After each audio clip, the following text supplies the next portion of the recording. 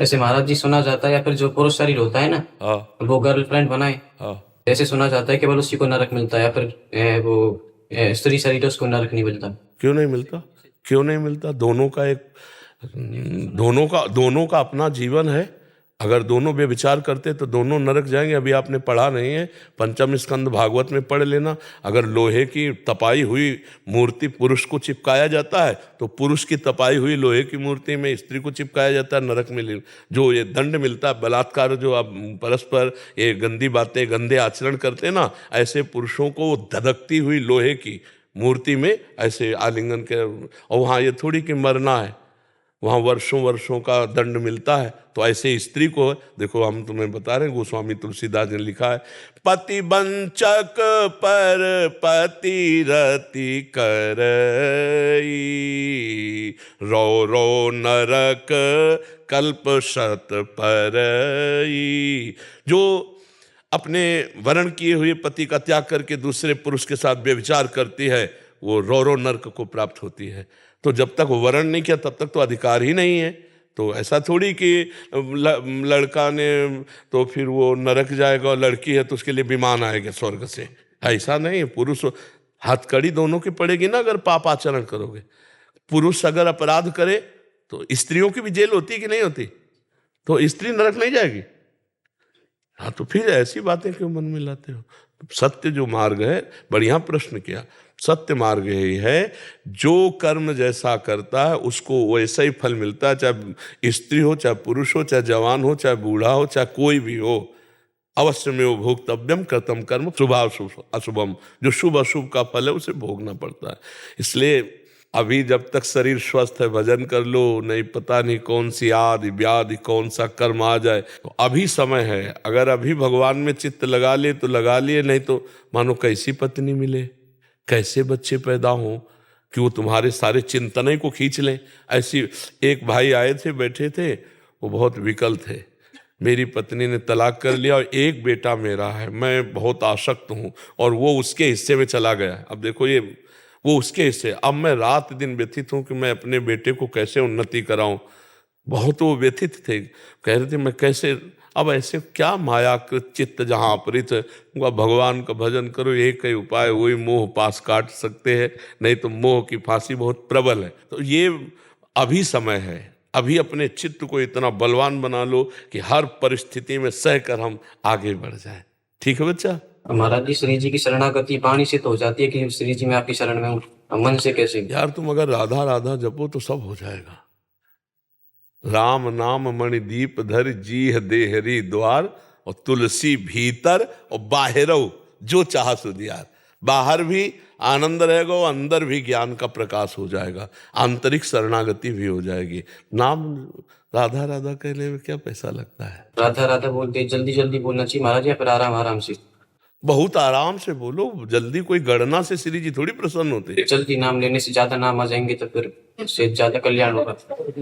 देखो, नहीं इसमें क्या बच्चा, बात तो जो आंतरिक आती है वो आती मन का एकाग्र होने से। समझना,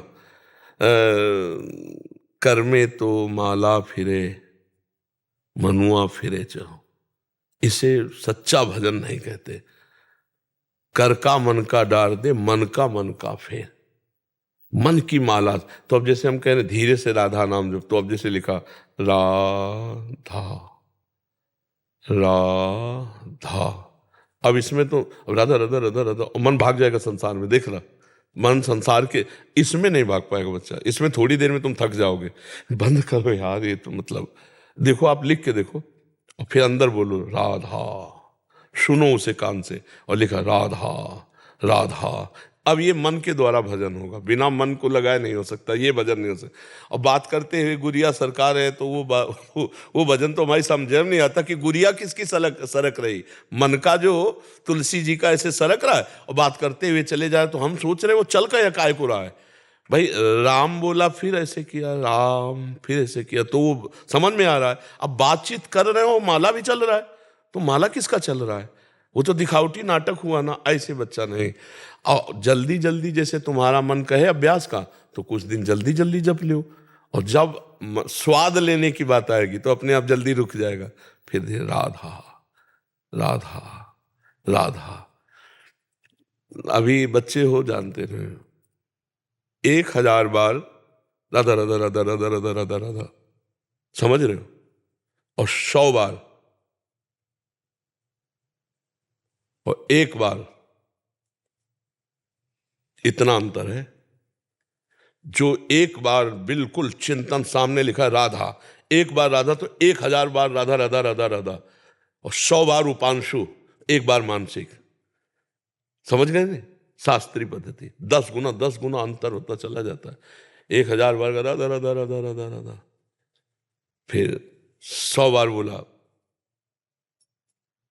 ये उपांशु चल रहा है, वो 1000 के बराबर हो गया। और 1 बार राधा अंदर की देखा लिखा राधा, तो स्टॉक किस में ज्यादा होगा? हाँ, वो अंदर वाले में। अब उसमें पहुंच नहीं होती जल्दी, देखना एकांत में बैठ के लिखना इसे राधा, थोड़ी देर में मन भागेगा, ये बंद करो यार, ये बंद करो। थोड़ा थोड़ा अभ्यास करो, और 2-2 मिनट का, 4-4 मिनट का, 5-5 मिनट का करना है बच्चा, ठीक है?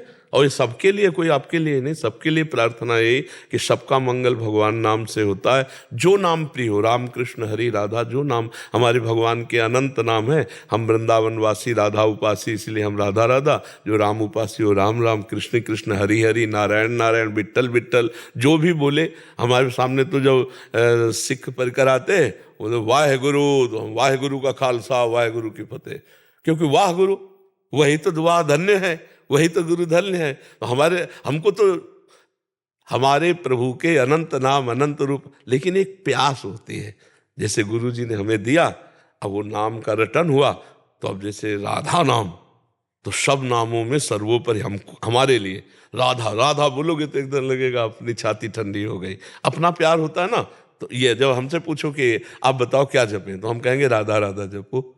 और जब आपको कह दो कि हमें राम नाम प्रिय है, बिल्कुल दस्तखत हैं, अवश्य प्रिय है, यही तारक मंत्र है जो काशी में भगवान। आप कहो कृष्णा, बिल्कुल यही महान पापों का नाश करके भगवत प्राप्ति कराने वाला, क्योंकि प्रभु के सब नाम सामर्थ्यशाली है।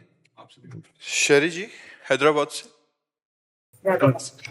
राधे राधे महाराज जी। महाराज जी, पूर्व जन्म के अच्छे कर्म और भगवत कृपा में क्या अंतर है? कैसे समझें कि कौन से पूर्व जन्म के अच्छे कर्म है और कौन से भगवत? हाँ, 2 प्रकार के कर्म होते हैं, एक शुभ और अशुभ। शुभ को पुण्य कहते हैं, जिसका परिणाम सांसारिक सुख होता है, सांसारिक उन्नति होती है, सांसारिक लाभ होता है। जो अशुभ कर्म होता है वो विपत्ति, रोग, दंड, बाधा, चिंता, शोक, इनके रूप में आता है।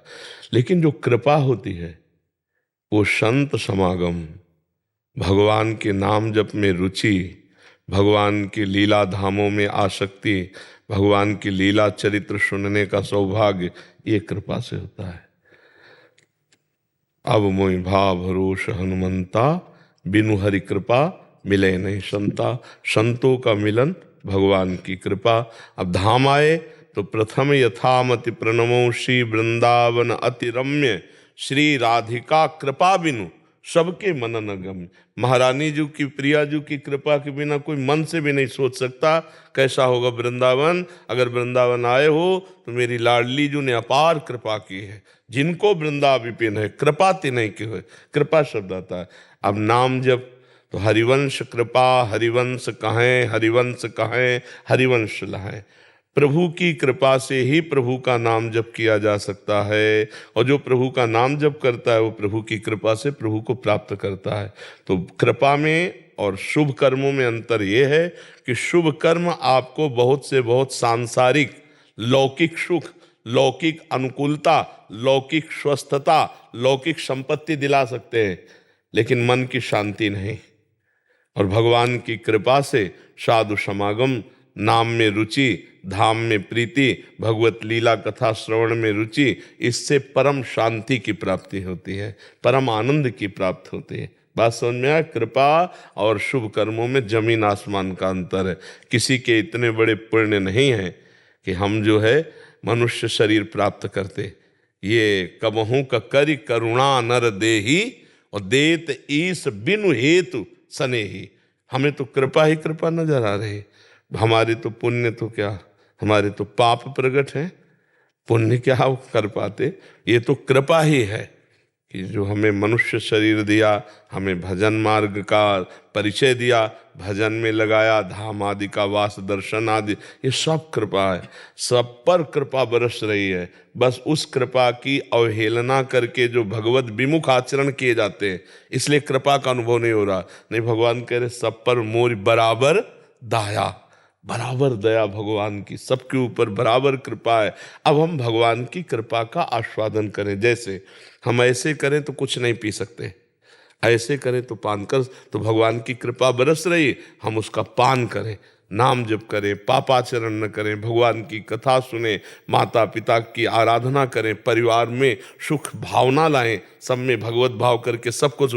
अभी कृपा, अभी आपका हृदय कहने लगेगा हमारे ऊपर बहुत कृपा है, अभी कहने लगेगा हमारे ऊपर बहुत कृपा है भगवान की। हर परिस्थिति में कृपा ही कृपा अनुभव होती भक्त को, कभी अकृपा का दर्शन नहीं होता। हमारे भगवान ऐसे कृपालु हैं, जन अवगुण प्रभु मान न काऊ, दीन बंधु अति मृदुल स्वभाव। तो कृपा तो अलौकिक होती है, और ये जो पुण्य होते हैं वो लौकिक होते हैं। वो लौकिक लोग पर लोग के सुख दे सकते हैं, वो भगवान की प्राप्ति नहीं करा सकते हैं। हाँ, एक पुण्य है साधु सेवा। अगर संतों की सेवा बन गई तो ये पुण्य जो है भगवान की प्राप्ति करा देगा। अगर सुकृत कहा जाए तो यही, कदा वा खेलंतो ब्रजनगर वीथीश हृदयम हरंतो श्री राधा राधा ब्रजपति कुमारो सुकृतिना। सुकृति माने पुण्यवान। ऐसे किसी पुण्यवान को गलबहियां दिए हुए प्रिया प्रीतम वृंदावन में चित्त का अपहरण कर लेते। कौन? जो रसिक चरण सेवी है, क्योंकि रेमन रसिकन संग बिन रंच न उपजय प्रेम। अगर भगवत प्रेमी महात्माओं की चरण सेवा बन जाए तो ये सेवा भगवत प्राप्ति करा सकती है, और किसी पुण्य में ताकत नहीं। वो तो लौकिक सुख दे सकते हैं, पुण्य छीणे मृत्यु लोके विसंति, आप स्वर्ग आदि जाकर भोग कर सकते हैं, फिर यहाँ आना पड़ेगा। आना जाना मिटता है भगवान की कृपा से, संतों की कृपा से। भगवान की कृपा से संत मिलते हैं, और संत की कृपा से भगवंत मिलते हैं, पक्का समझो। भगवान के अगर प्रेमी जनों का संग न हो तो भगवान की प्राप्ति हो ही नहीं सकती। विभीषण जी की शुद्ध शरणागति हनुमान जी के मिलने के बाद हुई नहीं, तुरंत लंका से निकल पड़े भगवान के भरोसे। नहीं तो भजन तो बहुत दिनों से कर रहे थे, पर जब हनुमान जी का दर्शन हुआ तब विश्वास हुआ कि भगवान की मेरे ऊपर बहुत अनुग्रह कृपा दृष्टि है, और छोड़ करके भगवान की शरण में आ। संत मिलन मतलब भगवंत मिलन का पहला सोपान शुरू हो गया। अगर संत मिले तो मतलब भगवान के मिलने की अब हमारी पहली सीढ़ी तैयार हो चुकी। अब इसी से अध्यात्म की भूमिका बढ़ने लगती है। यदि हम उनकी आज्ञा पे चलें, उनकी बात माने, उन पर विश्वास करें, उनकी बात पर विश्वास करें, तो भगवत प्राप्ति। तभी भगवान श्री राम जी नहीं कह रहे, प्रथम भगति संतन करि संगा, दूसरी रति मम कथा प्रसंग। पहली सीढ़ी, पहली भक्ति। भगवान अगर संत समागम कर दे, इससे बड़ी हमारे ऊपर कृपा नहीं हो सकती। सुत दारा धन लक्ष्मी पापियों के घर हो, संत समागम हरि कथा तुलसी दुर्लभ, उमा संत समागम सम न लाभ कछु आन। तात स्वर्ग अपवर्ग सुख, धरी तुलाए कंग, तुलन ताय सकल मिली, जो सुख लव सत्संग। क्षण मात्र के भगवत प्रेमी महात्मा के संग से जीवन के जन्म संचित कर्म भस्म हो जाएं। अगर उनकी हम बात मान ले और चल पड़े, बात मान ले, बात ना माने तो फिर अगम्य हो। महासंगस्त दुर्लभ हो पर अगम्य हो, बात मान ले तो अमोघस्य, निश्चित भगवत प्राप्त। शुभम शर्मा जी, राजस्थान। महाराज जी, आपके चरणों में कोटि कोटि प्रणाम।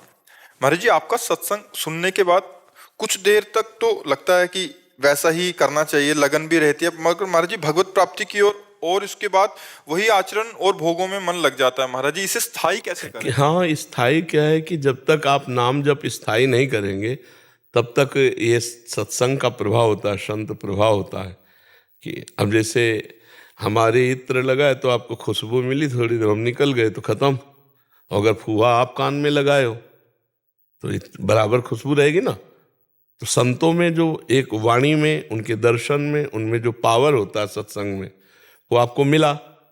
अब अगर उसको स्वीकार करके स्थाई बांध लो, नाम पाहरू दिवस निसी, ध्यान तुम्हार कपाट, रात दिन नाम का पहरा है तो और हवा घुस ही नहीं पाएगी। रात दिन नाम चलाओ। अगर यही जो वृंदावन में स्थिति है, कलकत्ता और दिल्ली में स्थिति ना हो तो हमें बताना। नाम चलाओ, केवल नाम भगवान का। सत्संग का लाभ वही ले पाएगा जो नाम जप करता है। अब नाम जप बड़ा कठिन है, आप करके देखो।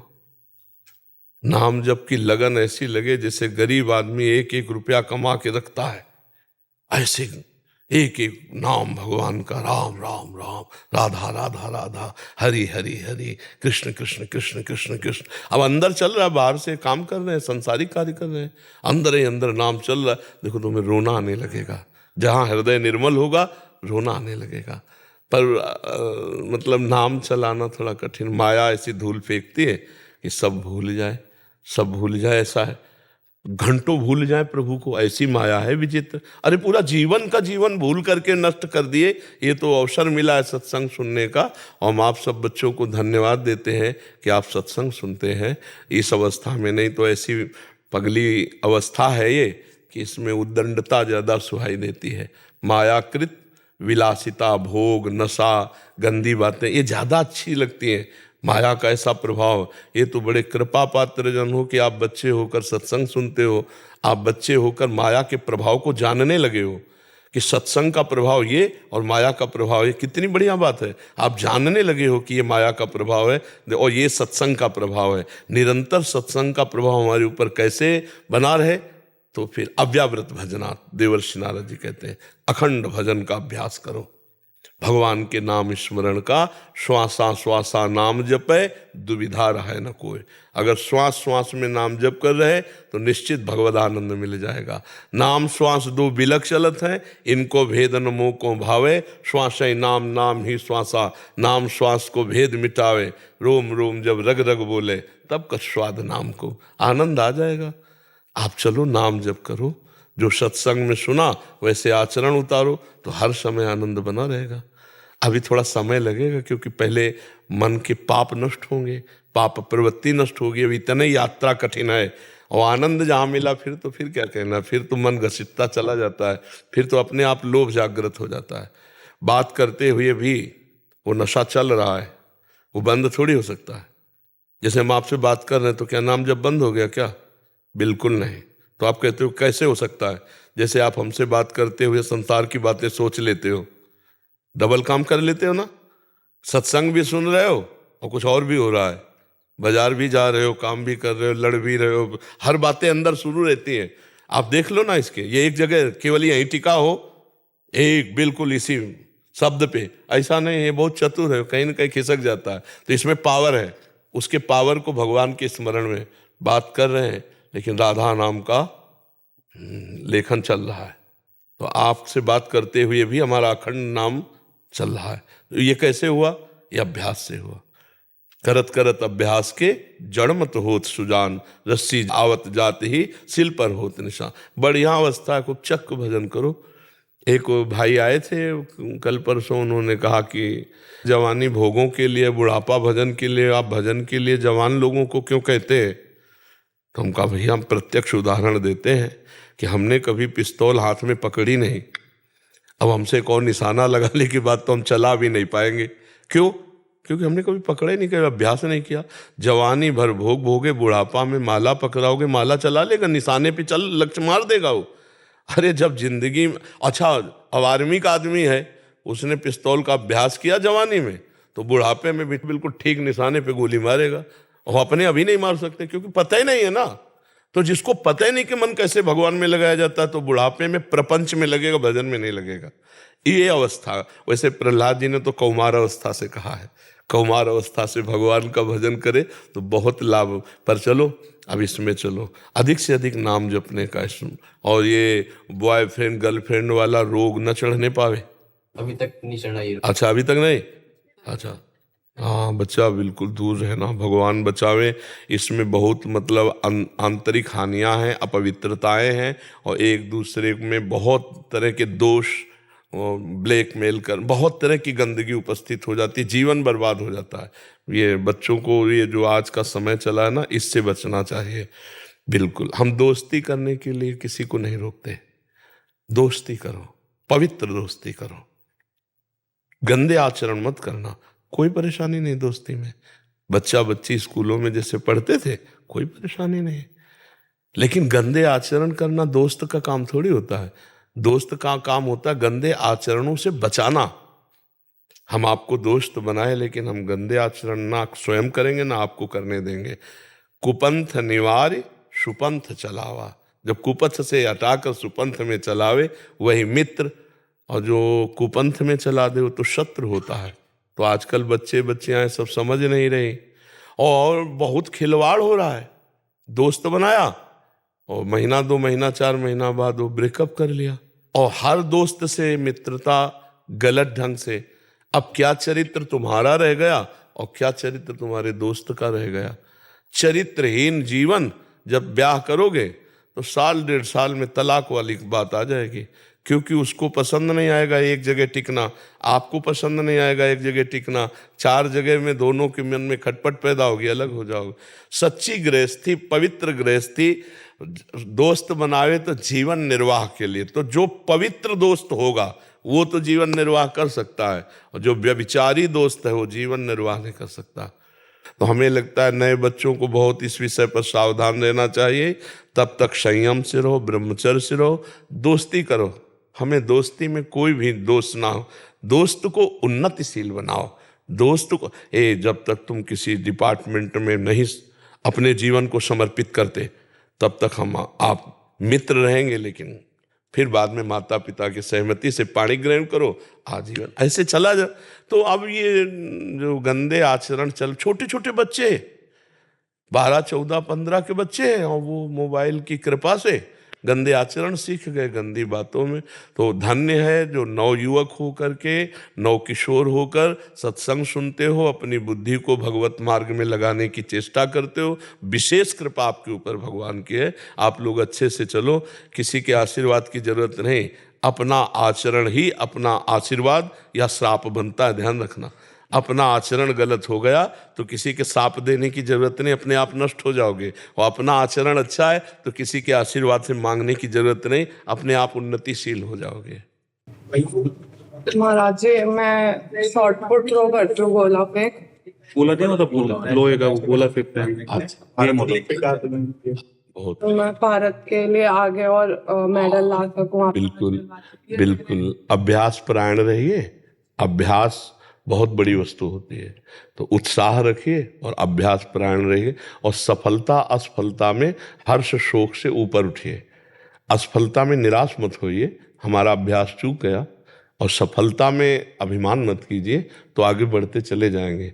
भगवान ने कहा सुख दुखे समय कृत्वा लाभा लाभो जया जयो। भगवान के स्मरण में रहिए और अभ्यास कीजिए, विजय तो भगवान का नाम है।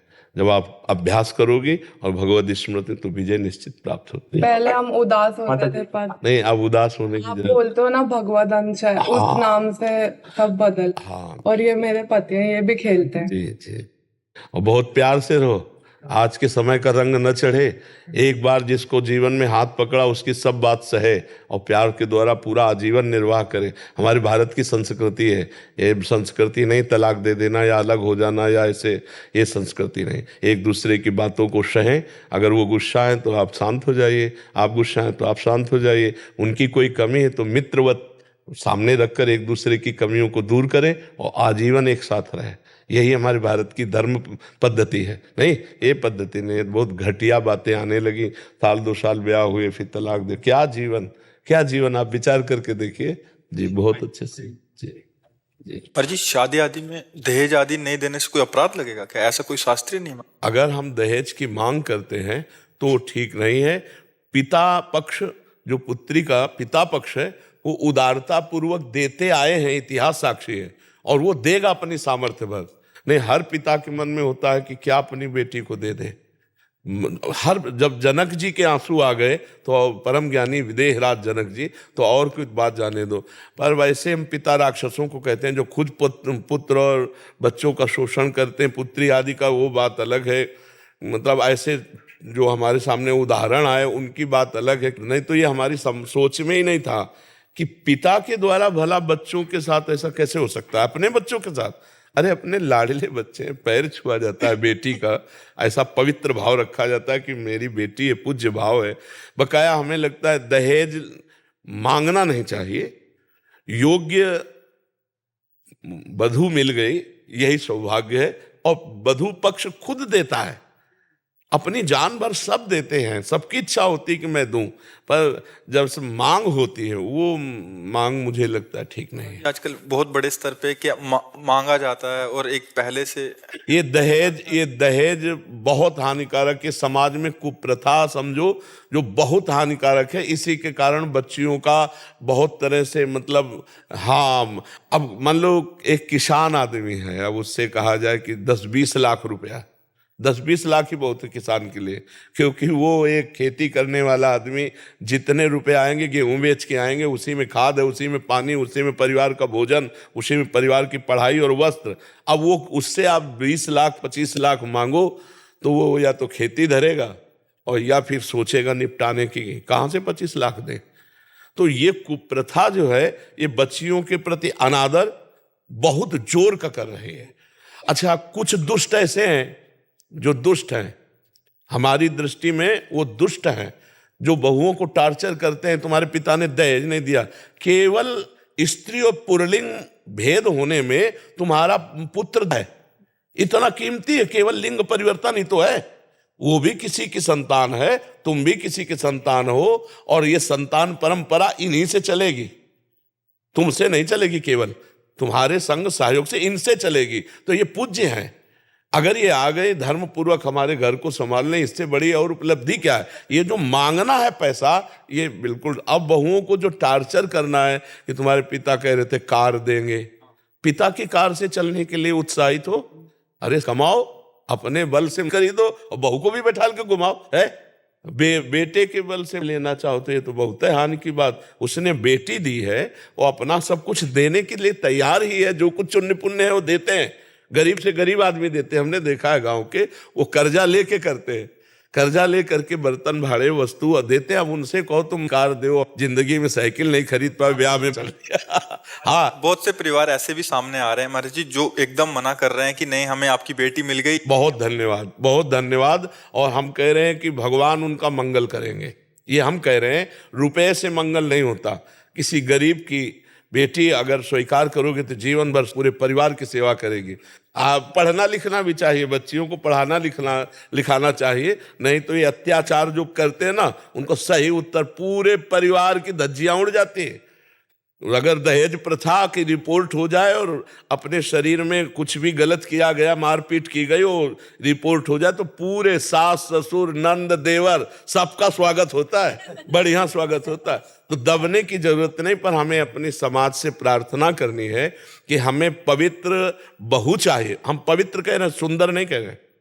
सुंदर का मतलब रूप से होता है और पवित्रता का मतलब चरित्र और गुण से होता है। नहीं, अगर पवित्र बहू चाहिए तो फिर दहेज की मांग ना करो। आप ऐसे करो तो एक से एक सुंदर स्वभाव वाली, पवित्र आचरण वाली अगर बहू आ गई घर में तो लक्ष्मी आ गई, नहीं आ गई। संसार में ऐसा भी होता है कि पुत्र कितना भी दंड हो, लेकिन उसका अधिकार है, क्योंकि तो इसलिए वो माता पिता के पास रहा। तो हमारी सरकार ने लड़कियों को बहुत अधिकार दिए हैं। कोई पुत्री अपने माता पिता की सेवा करे तो होता है ये लालच से हो रहा है। नहीं, हम ये कह रहे हैं कि अगर कोई पुत्र को बहुत, तो हमारी सरकार हमारी लड़कियों को बहुत सम्मान दिए हुए है। आप अपने पति के भी प्रति शिकायत कर सकती हैं, यदि आपके मन के प्रतिकूल आचरण करता है तो उसकी भी शिकायत है। तो अब मतलब हमें लगता है कि अब दबने की जरूरत नहीं है, पर हमें प्रार्थना है पुत्र पक्ष से कि मांगो मती। दहेज प्रथाएं बहुत लड़कियों के प्रति हानिकारक हो रही है, बहुत हानिकारक हो रही है। तो ये दहेज प्रथा तो ठीक नहीं है। जो भगवान की इच्छा से मिल जाए और पुत्री मिल जाए, कमाओ और खाओ, उसको खवाओ पियाओ और संतति प्रकट करके इस सृष्टि का जो कार्यक्रम है, भगवान की सृष्टि बढ़ती, उसमें चलो। ये रुपया मांगना, बहुत से परिवार इस बात में मतलब निराश होकर के शरीर नष्ट करते हैं। जब गरीब आदमी 3-3 4-4 बिटिया और ऐसा सब और शयानी होती है तो फिर पूरे में जहर मिला के पूरा परिवार खा लेते हैं। हाँ, दहेज प्रथा। अभी एक बताया कि गांव का आदमी, उसकी बेटी का ब्याह था, 6 लाख की खेती बेची। अब कितनी होगी वहां तो बहुत कम पैसों में, अब बेचकर बेटी का ब्याह कर दिया। अब लेबरी करके वो बुढ़ापे में क्या कैसे जिएगा। अब उसको लगा बेटी 6 लाख। तो हमें लगता है दहेज प्रथा बहुत ही कलंक है और बहुत ही निषेध है। लड़की पक्ष स्वयं से जो दे दे वो ले ले, लड़की अपने अनुकूल देख ले, धर्म के अनुकूल लड़की देख ले बढ़िया, तो भगवान की कृपा से वो गृह लक्ष्मी है। चाहे जितना बढ़िया घर हो, अगर एक माता बहन ना हो तो वो घर एकदम सूना सूना सा लगेगा नहीं। और अगर एक भी माँ बहन है तो पूरे घर को सजाए रखती है। हाँ, वो घर लक्ष्मी, गृह लक्ष्मी कहा गया है, स्त्री को गृह लक्ष्मी कहा गया है। तो जब लक्ष्मी आ रही तो रुपया काहे को मांग रहे हो, साक्षात लक्ष्मी आ रही। और पता नहीं कैसा पुत्र प्रकट हो जाए जो पूरे परिवार को यश उन्नति से भर दे। और ज्यादा अर्थ लोलुप रहोगे तो फिर संतान ऐसी पैदा होगी कि वो भी अर्थ प्रधानता करके अमेरिका भाग जाएगी और तुम दोनों बुढ़ा बुढ़ी यहीं बैठे रोते रहोगे भारत में। इसलिए बहुत सावधानी से नाम जप करो, दूसरों को सुख पहुंचाओ, कोई नशा मत करो, गंदे आचरण मत करो, और इसी से भगवान की कृपा से आप सुखी हो जाओगे। दूसरे के पैसा देने से या बेईमानी से या छीनने से कोई सुखी नहीं होता, कोई सुखी नहीं होता। मैं एक रेडियोलॉजिस्ट हूँ, एक डॉक्टर हूँ। सो मेरे पास बहुत ऐसे अमीर लोग भी आते हैं जो कहते हैं कि मुझे, जैसे मैं अल्ट्रासाउंड से बता सकता हूँ कि ये मेल है कि फीमेल है। अब उनके लिए मुझे नहीं लगता कि ये दहेज एक इश्यू है, क्योंकि वो बहुत रिच हैं, बट फिर भी ये कराते। तो मुझे नहीं पता कि मानसिकता कहाँ से आई है, बट ये केवल एक इश्यू नहीं है। आई थिंक ये जो मेल और फीमेल के, लड़का चाहिए लड़की चाहिए, इसके मल्टीपल इश्यूज है। समझ नहीं आता कि क्यों है, लेकिन बहुत अमीर अमीर लोग भी आके मेरे से बोलते हैं कि यार बताइए लड़का है कि लड़की है। लड़की के प्रति मतलब हाँ भाव है रहता है कि और गाँव में है, लड़का होगा तो थाली बजाई जाएगी, लड़की होगी तो जब निकलेगा ना घर से ऐसे निकले। पता नहीं कौन सा दिमाग है। मैं किसान हूँ तो गांव में अभी वर्तमान में आधे लोग वो अपनी जमीन गिरवी रख के ही बच्चियों को बिल्कुल बिल्कुल बिल्कुल। महाराज जी, मैं ना लंदन से हूँ वैसे, लेकिन ये इश्यू बस हिंदुस्तान में ही है, ये लंदन में नहीं है समाओ। तो ऐसे हिंदुस्तान में क्यों है कि हमेशा लड़की और लड़की को इतना अलग कर दिया गया है? नहीं, ये पता नहीं कहाँ से है। ऐसा हमारे इतिहास में नहीं है, इतिहास में नहीं है। समान अधिकार दिया गया। अगर राजकुमारी तो राजकुमार, समान अधिकार। और वो दूसरे राजा के यहाँ जाएगी या जिसके घर, समान अधिकार दिया गया है। कहीं भी संत समाज में या कहीं भी नारी का मतलब सम्मान गिरा करके शास्त्रों में नहीं लिखा है। और भगवान स्वयं, स्त्री हो या पुरुष, जो मेरा भजन करता है मुझे प्राप्त होता है। पुरुष नपुंसक नारीवा जीव चराचर कोय, सर्व भाव भज कपट तज मोहि परम प्रिय सोय। हमारे भारत में तो ऐसा नहीं कि स्त्री को ही नीचा, एक से एक वीरांगना, एक से एक साध्वी, एक से एक हमारे देश में पूजी गई है। पर ये पता नहीं कुरीति कब से, कहाँ से, किसके दिमाग में बैठी हुई है कि बेटियों को लघु भाव और पुत्रों में श्रेष्ठ भाव। ऐसा नहीं है, ऐसा कहीं इतिहास में नहीं पढ़ा। ये हमारी कुरीतियां हैं, कुछ ऐसी कुरीतियां फैली हुई हैं जिनका शास्त्र से कोई मतलब नहीं है, गांव समाज की हैं, वो बनाई हुई कुरीतियां फैली हुई हैं। बकाया ऐसा नहीं, पुत्री और पुत्र दोनों समान, दोनों में परमात्मा अंश समान, दोनों हमारे भारत के अधिकार में समान। अब तो शायद संपत्ति का भी समान अधिकार बच्चियों को प्राप्त हो गया है, पहले तो नहीं था, पर अब तो समान अधिकार प्राप्त हो गया और बहुत अच्छा है। इससे ये भावना कटेगी, इससे भावना कटेगी। तो अभी ऐसे बोला जाता है कि तुम लेडीज हो तो लेडीज ही रहोगे, हम जेंट्स हैं तो हम जेंट्स हैं। नहीं तो क्या जेंट्स क्या? अब तो बॉर्डर में भी लड़कियां खड़ी हैं, बॉर्डर में भी खड़ी है लड़कियां, नहीं अपने देश के बॉर्डर पे नहीं खड़ी। तो हमें लगता है अब तो काफी समानता आ रही, पर ये दहेज भावना हट जाए और ये कुरीति हटे कि लड़की हुई तो निराश हो गया, लड़का हुआ। हम कह रहे जब राष्ट्रपति है, बहुत से ऊंचे ऊंचे पदों, अर्थ विभाग के फाइनेंस मिनिस्टर भी हुई है। हाँ, अर्थ विभाग की निर्मला सीतारमण। हाँ, तो ऐसे सोच हटाओ। पढ़ लिख करके बच्चियां बहुत अच्छे अच्छे पदों पे जा रही हैं, अपने परिवार को बहुत अच्छा समृद्ध बना रही। अब ऐसी भावना न करे, और जो ऐसी भावना वाला, नीच भावना वाला पुरुष हो, उसके यहाँ ब्याह भी न करे। जो ऐसे दहेज के लोभी जन हो, ऐसे यहाँ ब्याह न करे। अगर वो ऐसा दिखाई दे तो क्योंकि वो जीवन भर टॉर्चर ही करते रहेंगे। तो हमें लगता है कि ज़्यादा ये भी ना सोचे कि बहुत अरबपति लड़का हो, ऐसा भी ना सोचे, क्योंकि अपने समान में तो आप बात भी कर सकते हो, और जब अपने से ज़्यादा ऊंचाई होती तो बात भी नहीं हो पाती। इसलिए संबंध करे सम बराबर, चाहे लड़का लड़की को संबंध में तभी आनंद, और दहेज आदि की मांग न करे और अपनी कसर न रखे। अगर बेटी के लिए हमारे पास है जो कुछ वो दे ही दे, उससे अच्छा रहता है मंगल। राधे राधे महाराज जी। महाराज जी, संतान प्राप्ति की इच्छा मात्र एक कामना है या किसी दिव्य प्रेरणा का परिणाम? महाराज जी, इनका भाव ये है कि इनकी 2 बेटियां हैं, तो ग्रस्त में रहते हुए इनके बार बार हृदय में होता है कि एक पुत्र होना चाहिए। क्यों होना चाहिए? क्यों पुत्री से काम क्यों नहीं चल सकता? पुत्री में क्या, हमारे राष्ट्रपति भारत की पुत्री है, भारत की ही तो कन्या है जो राष्ट्रपति है, तो क्या पुत्र में क्या विशेषता है? देखो कितने ऐसे पुत्र हैं जो अपने माता पिता को डंडा मारते हैं, थप्पड़ मारते हैं। तो प्रधानता पुत्र की नहीं, प्रधानता संतान की है, चाहे वो कन्या हो चाहे वो पुत्र हो। अगर कन्या है तो उनको पुत्र ही मानकर उनका पालन पोषण करो, अच्छे वर्ष से उनका वरण करो, अपनी संपत्ति उनको प्रदान कर दो, हो गया। ये जरूर थोड़ी कि पुत्र ही हो, नहीं तो यही जो बात है ना आज बच्चियों के प्रति बड़ा निम्न भाव, गर्भ में अगर बच्ची है तो उसको नष्ट करवा देना, बच्ची पैदा हो गई तो पिता उदास घूम रहा है, 2-4 साल की बच्ची को किसी बहाने से निपटाने की भावना, कितनी ऐसी समाज में घटनाएं आती हैं। क्या बात है, बच्ची क्या नहीं हो सकती? हम तो यही दिखाना चाहते हैं कि हमारे राष्ट्र की राष्ट्रपति है, और किसी की बच्ची ही तो थी जो राष्ट्रपति बनी। तो बच्चियों के प्रति ऐसा है भाव क्यों रखा जाता है कि पुत्र ही हो जाए? तो क्या पुत्र से स्वर्गीय परम पद मिल जाएगा? क्या नरक भी मिलेगा? ऐसे जो दुष्ट नीच आचरण वाले पुत्र हैं उससे ना हो तो अच्छा है, जो कुमार्गगामी है उससे ना हो तो अच्छा है। पुत्रवती जुवती जग सोई, जो भगवान का भक्त। क्या सबरी जी का आज नाम जितने आदर से लिया जाता है, मीरा जी का नाम जितने आदर से लिया जाता है, महासंत हैं, तो ऐसे ना वीरता में, ना पढ़ाई में, और ना किसी सांसारिक उन्नति में ये माताएं बहनें कम नहीं किसी उसमें। और जो लड़की के प्रति भेदभाव रखते हैं तो ये लड़का कहाँ से पैदा हो जाएगा? फिर ये सृष्टि कहाँ से चलेगी? ये तो जननी है, पूरी सृष्टि की जननी है, और स्त्री स्वरूप होकर आप ऐसा सोचे तो आप भी तो किसी की पुत्री थी। आपके प्रति यदि खास भावना होता तो आप आज विराजमान ना होती। तो हमें लगता है पुत्रियों के प्रति है भाव, यही भावनाएं फिर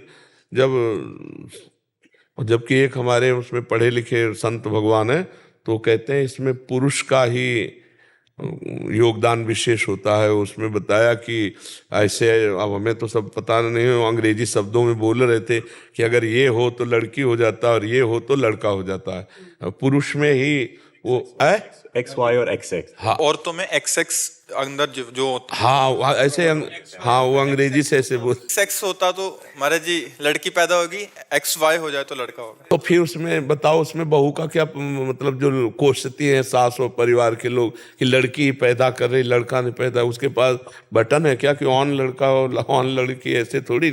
और हम कह रहे हैं लड़की में क्या कमी है?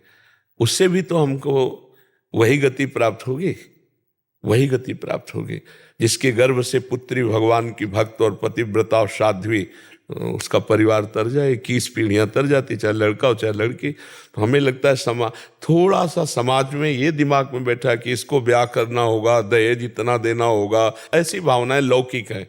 लेकिन परमार्थ में ऐसा नहीं है, अध्यात्म में ऐसा नहीं, समान भाव है। समान भाव भगवान सबको देते हैं, सब पर बराबर दया कृपा भगवान की है। तो आप माता पिता, पुत्र हो जाए अच्छी बात है, लेकिन पुत्र के लिए श्रेष्ठता का भाव रखकर बच्चियों पर हे भाव करना ये उत्तम बात नहीं है, ये बहुत पाप की बात है। इससे बहुत पाप होते हैं, बहुत पाप होते हैं। मान लो एक गरीब किसान आदमी है, उसके दिमाग में आए 2 पुत्रियां, कहाँ से लाखों रुपया लाएंगे, खेती बिकेगी, फिर वो उसके प्रति हे भाव रखते हैं। और कहीं ना कहीं मतलब वो ऐसे कितनी बच्चियों को हमें दिखाया गया जो कूड़ादानों में फेंक दी गई, बच्चियां छोटी छोटी बोरे में बंधी हुई, कपड़े में लपटी हुई, नवजात, नाल छेदन भी नहीं हुआ, ऐसे फेंक दिया। अब बताओ, भगवान, ये तो कहो उनको किसी ने देख लिया तो जिंदा पकड़ी, तभी तो क्लिप बनी उनकी, तभी तो। अब ये बात हमें बिल्कुल अच्छा नहीं लगता, और हम कहते हैं उन माता पिता की दुर्गति पक्की है जो अपनी बच्चियों के साथ ऐसा व्यवहार करेंगे। कैसे, मतलब कैसी माँ है कि अपने बच्चों में भी भेदभाव रखती है? ये तो बिल्कुल नाबुद्धि की बात है। आपको आ जाए तो भगवान की इच्छा है, अब तुम ऐसी मत सोचो कि पुत्र आवे, आ जाए तो भगवान की इच्छा है। अभी अगर आना होगा तो आ जाएगा, और अगर नहीं आना है तो आपके पास है 2 संतान, उन्हीं को प्यार करो और जो कमाया उन्हीं को दे दो, तो सुखी रहो, आनंदित रहो। भगवान, आपका कर्तव्य हो गया, भगवान ने आपको गृहस्थ धर्म दिया था, 2 संतान। और मान लो जिनके संतानें नहीं हैं, बढ़िया भजन करो, भगवान के आश्रित हो जाओ, ब्रह्मचर्य से रहो, अपना जीवन तो आपका कल्याण हो जाएगा। देखो, ये लोक धर्म है, इसको करते हुए परम धर्म की प्राप्ति करनी है। पुत्र हो जाए तो ठीक, ना हो जाए तो ठीक, पुत्री हो जाए तो बढ़िया, पुत्र हो जाए तो बढ़िया। उद्देश्य है भगवान की सेवा। तो भगवान ने अगर पुत्र पुत्री दी तो सेवा करेंगे, नहीं दी तो हम भगवान का भजन करके मुक्त हो जाएंगे, भगवान को प्राप्त कर लेंगे। पर पुत्र की आकांक्षा गृहस्थ में होती है कि हमारा नाम होगा, हमारा कुल चलेगा। पर अगर नहीं होता तो हम इसी भावना में रहेंगे क्या? अरे, हमारे सबसे बड़ी भावना है इस जन्म में हम ऐसा कर्म करें कि भगवान की प्राप्ति हो जाए, आवागमन के चक्र से छूट जाए। नहीं भैया, ये पुत्र और पुत्री आवागमन से मुक्त नहीं करा सकते, और बिगड़ गई तो जीवन बर्बाद हो जाएगा। मान लो पुत्र हुआ बढ़िया, और इसके बाद उसके आचरण बिगड़ते चले गए, अब वो ऐसे कांड किए कि उसके वो जेल जाएगा अब जीवन भर। या बुद्धि बदल गई, देश विदेश वो अपना कमा रहा है, अब यहाँ बूढ़े बैठे उनकी याद में, चिंतन में। जीवन को संभालना है तो ये भगवान की सेवा है। पुत्र हो या पुत्री, जैसा तुम्हारे को कर्तव्य के लिए ऐश्वर्य मिला है उसके अनुसार अच्छे से पढ़ाओ, खवाओ, पियाओ, और जवान हो जाए उनके ब्याह कर दो और भजन करो। ये कर्तव्य है। अगर केवल इतना ही किया, भजन नहीं किया, तो फिर भगवत प्राप्ति होने वाली नहीं है, इससे थोड़ी होने वाली है। हाँ, तो जीवन का लक्ष्य है भगवान को रिझाना, भगवान की सेवा करना, भगवान की प्राप्ति। जो सुविधा आपको भगवान ने दी उसी से सेवा कर लो। पुत्र दिया, पुत्री दिया, नहीं दिया, कोई बात नहीं, हमारे किसी प्रारब्ध का फल है। हम भजन करके प्रारब्ध ही मिटा देते हैं और भगवान को प्राप्त होते हैं। अध्यात्म की जो बात है वो ये है।